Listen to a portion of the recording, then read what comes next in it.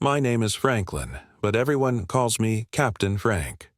I'm 74 years old, a proud Vietnam veteran, and for most of my life I believed my greatest achievement wasn't my medals, it was my family. On what should have been one of the proudest days of my life, the day my son, Mark, told me he was opening his own business, everything changed. He said he wanted to create something that honored me and my service, a veteran-owned bar built on sacrifice, strength, and legacy. He asked if he could use my military records, photos of me in uniform, even quotes from my letters overseas. I said yes, with pride in my heart and tears in my eyes. A few months later, he told me the good news. He'd been approved for a $150,000 loan for a minority, veteran-owned business. He called it Legacy Brews, a veteran's dream. When I saw the sign, with my face on the logo and my name in the tagline, I thought, this is it. My life's story will live on. But then I asked to see the paperwork, and my name wasn't anywhere. Not on the lease, not on the business registration, not even a mention in the ownership records. When I confronted Mark, he said, "Come on, Dad, it's symbolic. You're the inspiration, not the owner." Symbolic. Like the flag folded on my shelf, like the letters from men who never made it home. He used my service to build his future, and left me out of it. So I did what I was trained to do. I gathered my old unit, men I've stood beside in the worst of times, and we showed up at Legacy Brews one Friday night. I brought my megaphone. They brought their medals, and together we told the truth to every customer in that bar. I told them how my son took my story, my sacrifice, my legacy, and turned it into a business that didn't even bear my name. Now I'm here to share my story, not for revenge, but for every parent, every veteran, every soul who's been used by the people they loved most. Before I go on, tell me in the comments, where are you watching from?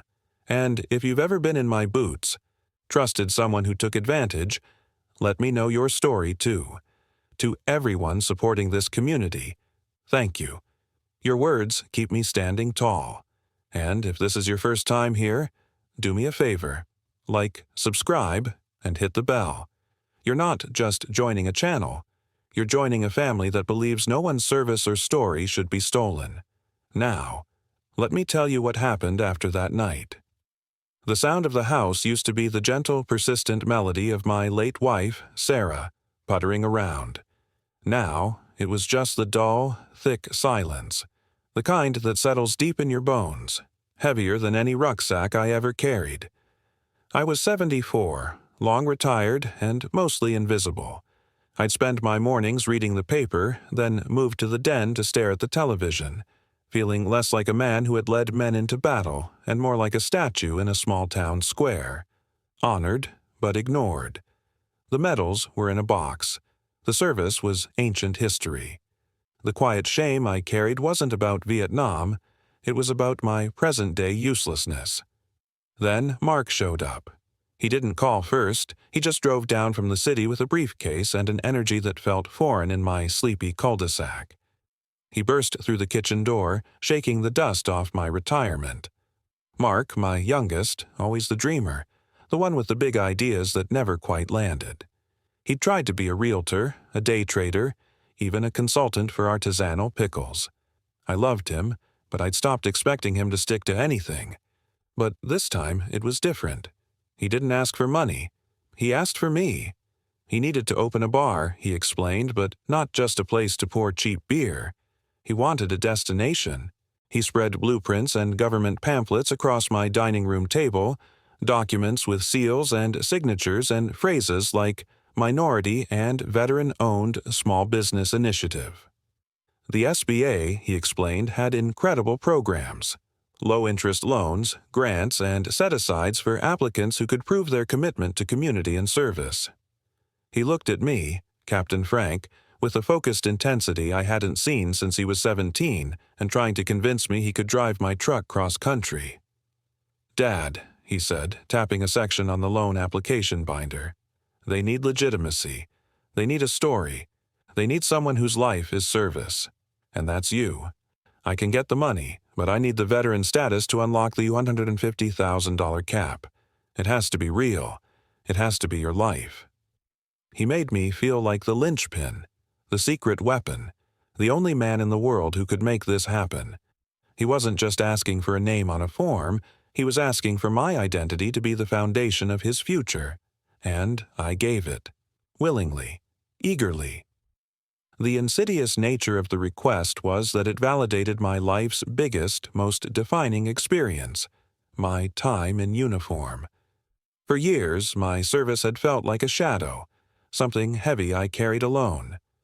Now, my son was holding it up to the light, telling me it was valuable, that it was the key to his success. The truth is, I wanted to be needed so badly. I bypassed every logical question that should have followed. Questions like, will I be a partner? Will I co-sign? What is my liability? All those questions were drowned out by the thunderous, overwhelming pride.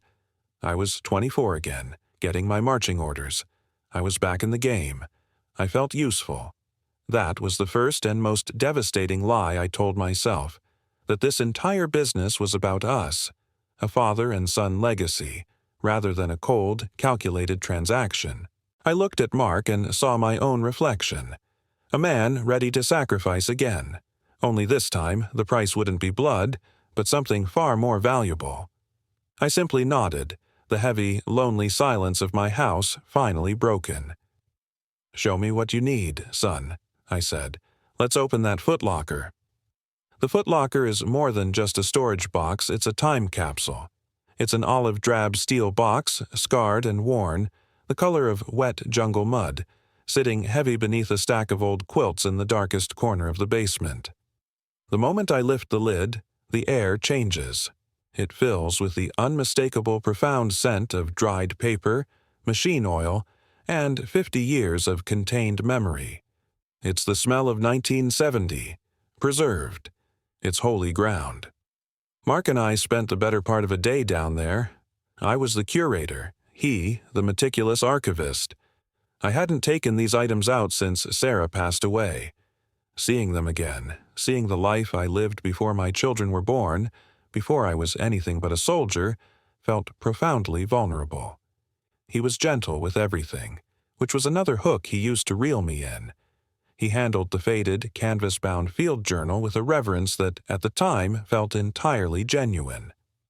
"They want to see the heart of the veteran," he kept repeating, "not just the paperwork. They want to see the commitment."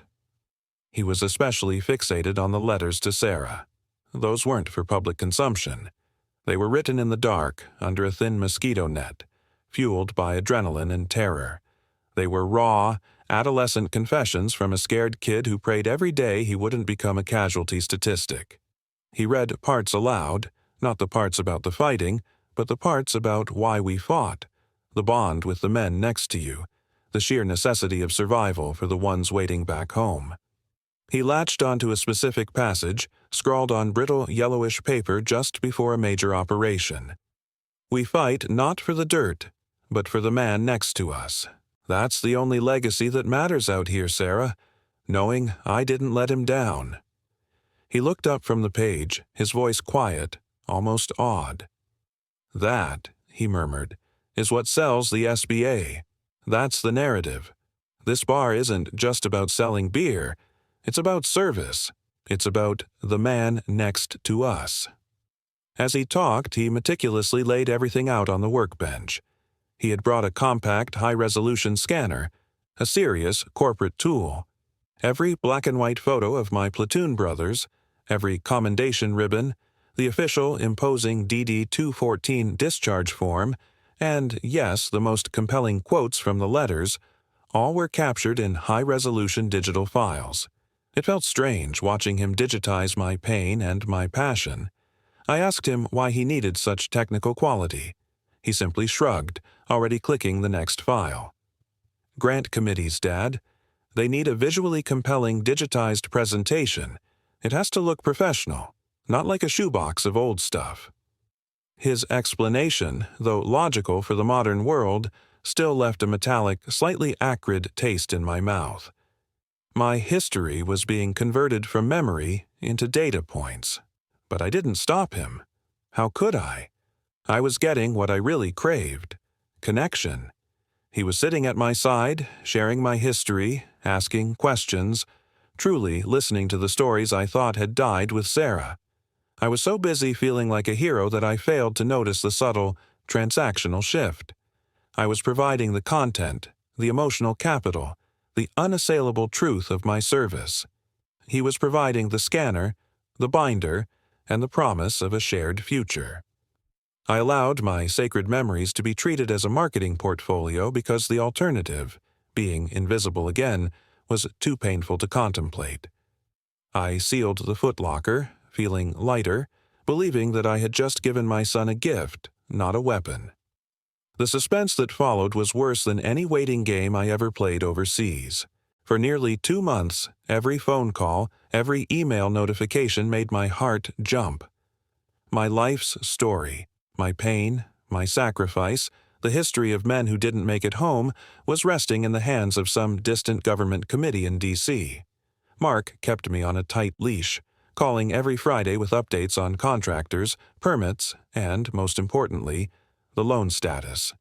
He made sure I felt like a co-pilot, not a passenger. Then, one Tuesday afternoon, the air exploded with noise.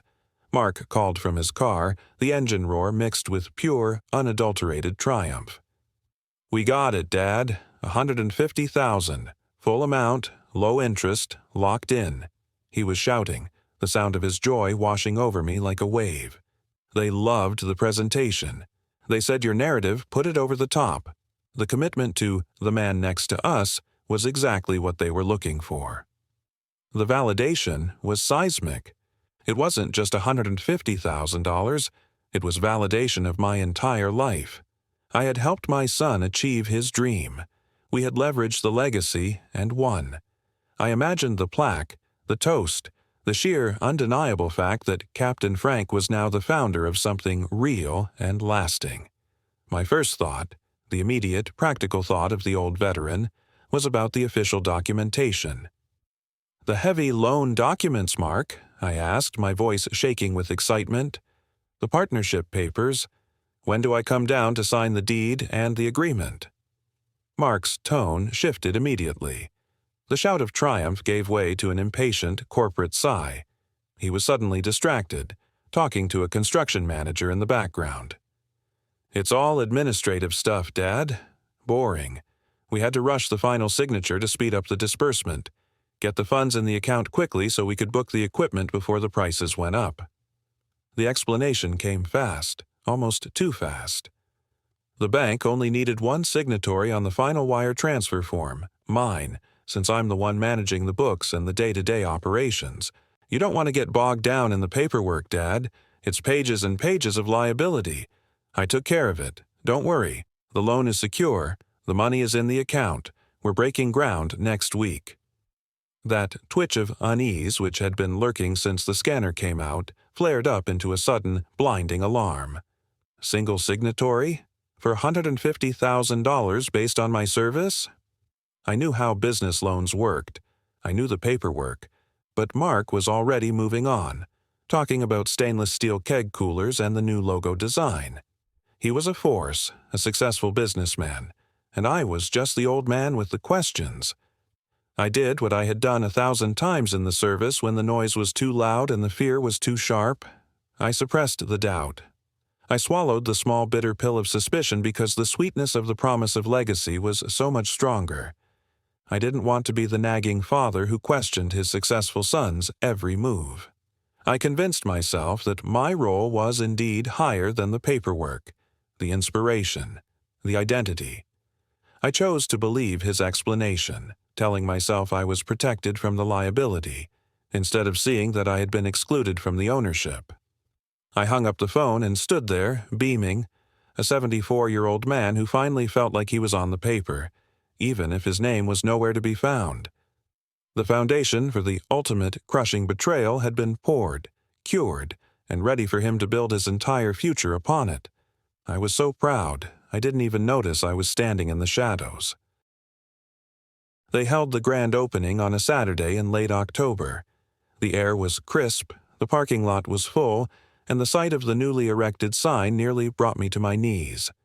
It wasn't just a bar sign, it was a monument. Legacy Brews, a veteran's dream. The logo wasn't a generic star or stripe, it was a stylized sketch of my profile from one of the black and white photos, wearing my helmet, looking off into the middle distance. It was me. It was my sacrifice, cast in glowing neon.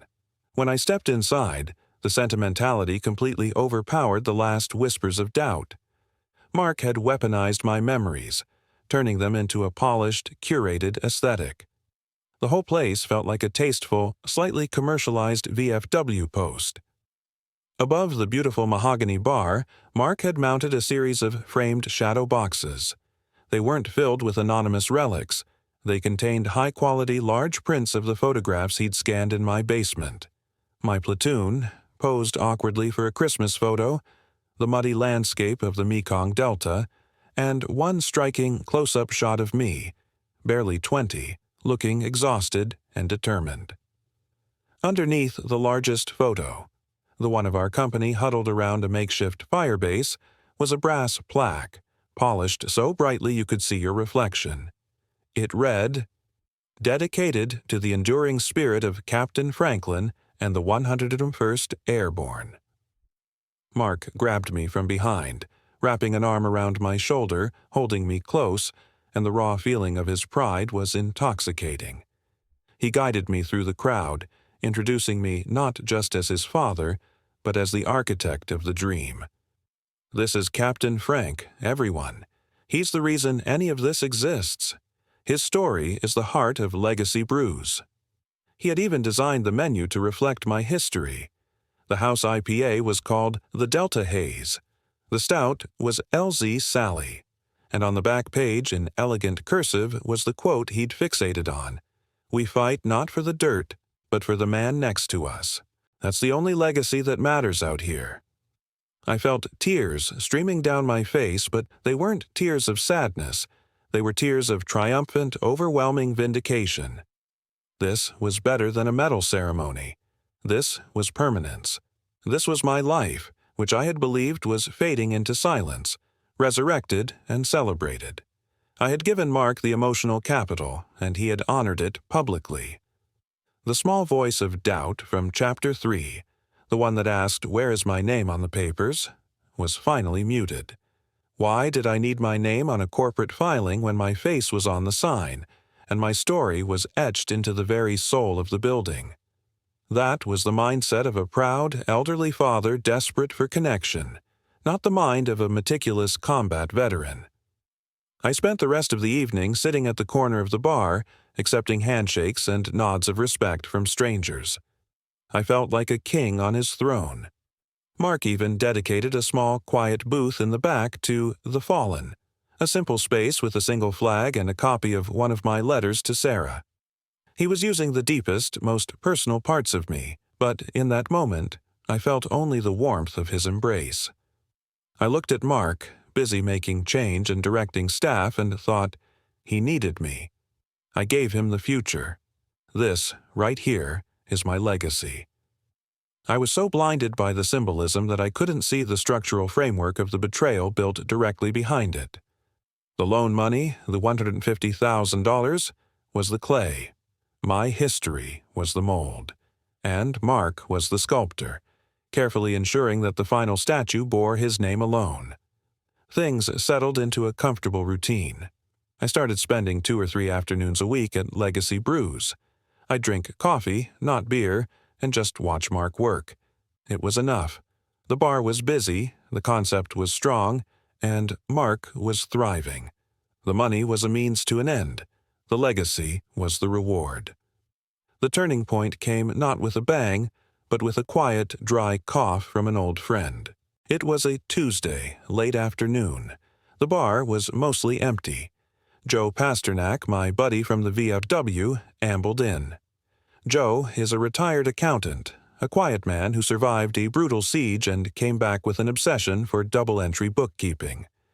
Joe ordered a beer and looked around with his methodical, squinting gaze. He didn't comment on the photos or the menu. He commented on the business structure. "Nice concept, Frank," Joe said, taking a slow sip. "Smart of Mark to set it up this way. Saves a fortune in taxes. You must have a crackerjack attorney sorting out the ownership splits." "Ownership splits?" I chuckled, trying to sound casual. "No splits. Mark runs it. I'm the inspiration." Joe gave me a slow, assessing look over the rim of his glass. "Inspiration? Frank, come on. That SBA loan, the veteran status, that's what bought the equipment and paid the lease deposit. You're the majority owner, aren't you? 51%? That's mandatory for the veteran status to apply to the business entity itself, not just the marketing. You're listed as the managing partner with the Secretary of State, right?" The question landed in my gut like a chunk of shrapnel. Mandatory? Managing partner? Mark had told me it was all fine, that he handled the paperwork. I felt a cold wave wash over me, a familiar flash of adrenaline I hadn't felt since I heard the whistle of incoming mortar fire. I deflected, suddenly feeling hot and clumsy. "Joe, you know me. I hate paperwork. Mark took care of the administrative end. Said he didn't want the liability on me." Joe just shook his head, looking sad. "Liability, sure. But liability is ownership, Frank. Without ownership, you're just a photo on the wall." I barely finished my coffee. I went home and immediately did the one thing I should have done months ago. I called Stan Riley, an old corporate lawyer I knew from my civilian life. I felt foolish explaining the whole story: the footlocker, the loan, the symbolism. I gave him the official business name, the address, and Mark's full name. "Stan," I said, my voice unnaturally steady, "I need you to check the public records, corporate filings, state business registration. Just tell me who the owner of Legacy Brews, A Veteran's Dream, is. Put a rush on it." The report came back 48 hours later, an email attachment with a clinical, unfeeling document from the Secretary of State's office. I remember standing in the kitchen, the sun slanting through the window, the paper in my hand feeling impossibly heavy. The legal name of the entity was an LLC, registered 6 months prior. The sole owner, Mark Franklin. The sole manager, Mark Franklin. The contact for the bank loan application. The only one listed as having financial liability and operational control, Mark Franklin. My name, Franklin, Captain Frank, the veteran, the source of the $150,000 funding qualification, the inspiration, the man whose face was on the sign and whose life was being monetized inside, was nowhere. 0%. Not a partner, not a shareholder, not a single voting interest. I had been excised from the operation as cleanly as a field surgeon excises a bullet. The realization wasn't a roar of rage. It was a cold, sickening dread. I had been used, not just as a prop, but as a fraudulent means to secure capital. And the perpetrator was my own son. I drove back to Legacy Brews the next day, right after the lunch rush. The bar was quiet, smelling of stale beer and cleaning solvent. Mark was in the small back office, the one he'd built with the loan money, hunched over his laptop, arguing quietly with a vendor. I closed the door behind me. The sound was soft, definitive. I didn't yell. I didn't even raise my voice. The volume of my pain was too great for sound. I simply slid Stan's printed report, the Secretary of State filing, across his desk. The bright blue font of the document's header was brutally clinical against the dark wood. "Why, Mark?" I asked. My voice was a dry croak, barely audible over the hum of the beer cooler. "Why am I not on the paperwork? Anywhere? Not the LLC, not the operating agreement, not even a token percentage." Mark glanced at the paper, then back at his screen, as if the legal filing was an annoying piece of spam. His reaction wasn't shock or shame. It was a flash of annoyance, impatience. That, more than anything, broke me. He sighed, pushing the paper away. "Dad, we went over this. It's complicated. Look, I built this. I run the P&L. I manage the staff. Why would you want the liability? You're retired. It just made sense to keep the structure clean. You used my service records, I stated, my eyes locked on his. You used my photos. You used the exact language from my letters to Sarah to get this veteran-owned loan. If I'm not an owner, then this entire loan is a fraudulent application. The whole bar is built on a lie. Mark stood up, leaning against the edge of his desk. He dropped the corporate niceties and the filial affection. What came out was the cold, hard calculus of his ambition. Come on, Dad. It's symbolic. You're the inspiration, not the owner. You gave me the narrative and the veteran status. That's what the SBA cared about. They needed to tick that box. They needed a good story. You provided the means to access the capital. I provided the business plan and the work. If I put your name on it, then you have a say, and you have liability, and you have to deal with the taxes. I kept you clean. I kept the business streamlined. He kept repeating, symbolic, reducing my identity, my service, my trust, and my wife's private letters to a marketing term. A symbol. I was a logo, a tagline, a prop for a government loan application. The betrayal wasn't just financial, it was existential. He didn't just steal money. He stole the dignity of my remaining life and replaced it with a hollow, polished lie. The humiliation was overwhelming. It wasn't just Mark who was at fault. It was me. I had been so desperate to feel needed, so starved for that father-son collaboration, that I had walked right into the ambush. I had handed him the ammunition. I had failed the most important rule of command: trust, but verify. I had trusted my own blood, and he had used my trust to build a structure that excluded me entirely. I didn't argue further. I couldn't. I just stood there, staring at the polished brass tap handles visible through the doorway, feeling the shame burn like acid in my throat. I had faced firefights with less internal damage. I had lost men, but I had never lost this fundamental belief in loyalty and truth. I turned and walked out, leaving the filing report sitting on his desk. The shame wasn't his. It was mine, for having been so easily played by the one person I thought was fighting next to me. I drove home that day, and the world looked different.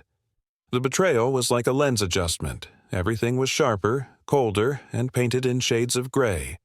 The bar, which had been a beacon of my legacy, was now a painful, mocking shrine to my foolishness.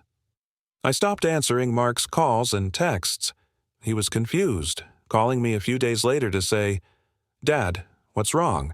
Why are you being so dramatic?" Dramatic. He called my heartbreak, my existential crisis, dramatic. I retreated into the house. The thick silence which I had hated in Chapter 1 now felt like a necessary shield. I didn't go to the VFW. I didn't talk to Joe. I felt a profound, total isolation. I had always lived by the code that you protect the man next to you. Now, the man I protected had turned his gun on me. Who do you call when your own child is the enemy? The initial, hot flood of heartbreak began to cool, hardening into a quiet, focused rage. I didn't want to destroy Mark's life, but I realized I had to destroy the lie on which his life was built. The money was secondary. The ownership was secondary. The primary theft was the narrative, the history, the sacred bond of service that he had reduced to a marketing bullet point. I spent 3 days sitting at my kitchen table, cleaning my medals, not polishing them for show, but simply holding them, feeling the weight and the cool temperature of the brass. I looked at the distinguished flying cross, the Bronze Star, and I reminded myself of the man I was, a man who planned operations, who saw the terrain clearly, and who never, under any circumstance, left a man behind. I needed to apply that mindset to this domestic war. Mark had taken my credentials. I had to take back my dignity. I pulled out an old, beat-up spiral notebook, my former tactical planner. I needed to move from victim to commander. The attack had to be precise, devastating, and undeniable. It couldn't be a civil lawsuit which would drag on for years and only enrich lawyers, it had to be a public, immediate exposure of the fraud, delivered with the overwhelming righteous weight of the veteran community he had exploited. I retrieved my old, weathered black book from the footlocker, the one containing handwritten lists of contacts from decades ago, men from the 101st Airborne, men whose faces were on the walls of Legacy Brews, men I'd stood beside in the worst of times. Many of the numbers were landlines, but I knew, with the certainty of a man who knows his own blood, that they still met at the VFW halls, that they still watched out for one another. My hand didn't shake as I picked up the phone. I didn't tell them the truth about Mark yet. I just gave them their new orders. "Boys," I started, my voice clear and steady, cutting through the years. "Mark opened a place called Legacy Brews. It's decorated in our honor. I think we need to conduct an impromptu platoon inspection next Friday night at 6 p.m. Bring your colors. We need to check the taps." The plan was in motion. The audience is left guessing. Is this just a reunion, or is Captain Frank finally going to war? I was trading my quiet shame for a necessary act of command, preparing to reclaim the only thing that mattered, my name. The assembly point was the parking lot of the old American Legion post, a mile down the highway from Legacy Brews. It was 5:30 p.m. on a Friday, 30 minutes before the target time. I arrived first, the megaphone sitting heavy on the passenger seat of my truck, and watched my men roll in.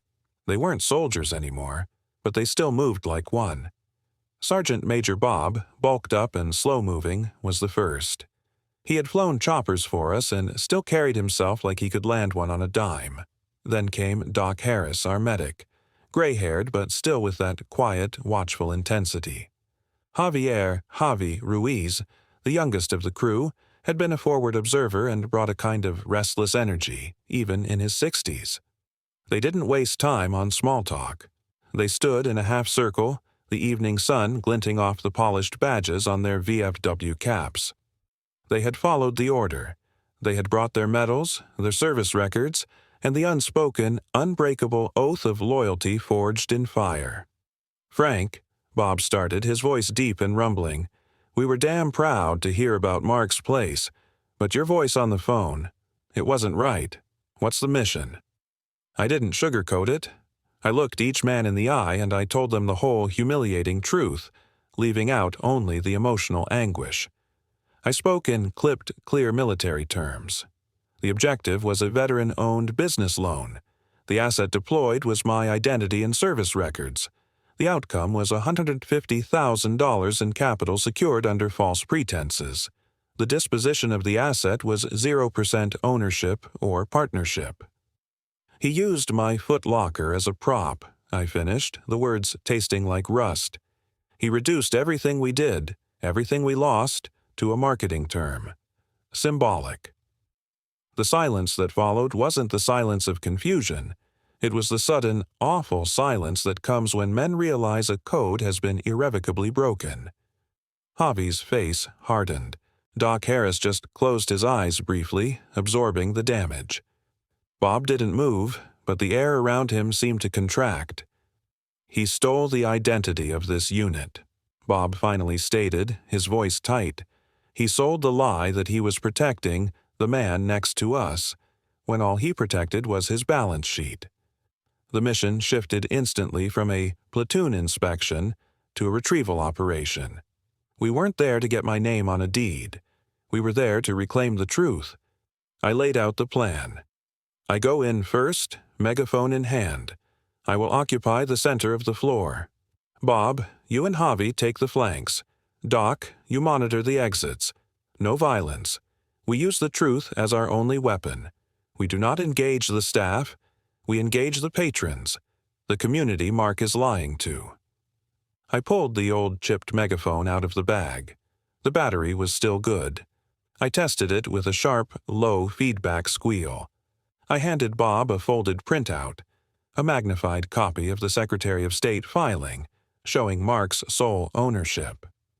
"This," I said, pointing to the paper, "is the evidence, but the real evidence is on the walls, the photos he scanned, the letters he quoted, the face on the sign.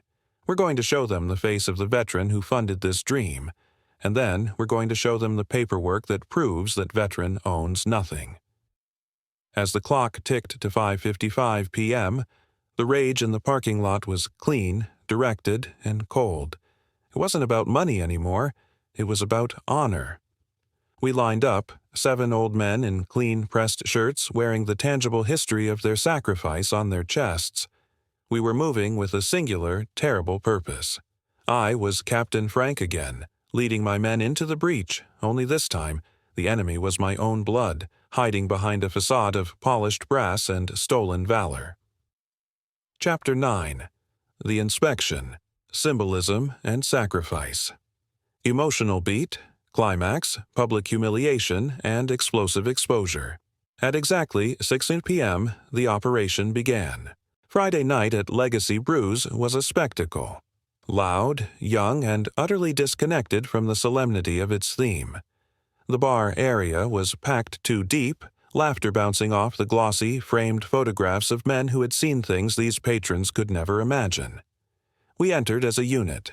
There were 6 of us, and the sheer contrast between our quiet, methodical movement and the bar's chaotic energy caused a ripple of sudden, curious silence. We weren't wearing dress uniforms, but we looked more formidable than any security detail. We were old, but we were heavy. Mark saw us immediately from behind the bar. His initial expression, a flash of surprise, quickly morphed into a forced, oily smile. He thought this was a surprise reunion, a promotional photo op. He started to wave, probably calculating the social media boost. I didn't give him a chance to speak. I walked directly to the middle of the floor, right beneath the mounted plaque dedicating the bar to the 101st Airborne. I powered on the megaphone. The feedback shrieked, instantly silencing the entire bar. Every head snapped toward me. Mark was shouting, but his voice was lost in the electronic rasp of the speaker. "Attention!" I commanded. My voice, amplified, was the sound of authority, cutting through the noise of commerce. "This is Captain Franklin. My friends and I are conducting an inspection of this establishment. As we are the individuals whose service, memory, and honor are being used to market this business, we have a right to audit the terms of the legacy being sold here." A few people started muttering. Mark was scrambling around the bar trying to get to me. "Dad, what are you doing? Shut that thing off." I ignored him, pointing the megaphone toward the crowd. "Look at the walls. Look at the menu. It is dedicated to a veteran's dream. They used my service to secure a $150,000 veteran-owned business loan." I paused, allowing the weight of that statement to settle. "They used the image of my life to pay for this beautiful mahogany bar and these expensive taps," I continued, turning to point at the photos of my men. "They used my letters to my late wife, Sarah, to create the emotional tagline, 'We fight not for the dirt, but for the man next to us.'" Mark finally reached me trying to grab the megaphone. Bob, massive and immovable, stepped quietly into Mark's path, blocking him without touching him, simply by standing still. "Dad, stop it. You're embarrassing me. It's symbolic," Mark pleaded, desperate. "Symbolic," I echoed, tilting the megaphone to catch his frantic word. "My son says it is symbolic, and that, patrons, is the truth. I am the face of the dream, but I am not the owner." I waved Bob forward. Bob held up the copy of the corporate filing, the paper shaking slightly in his large hands.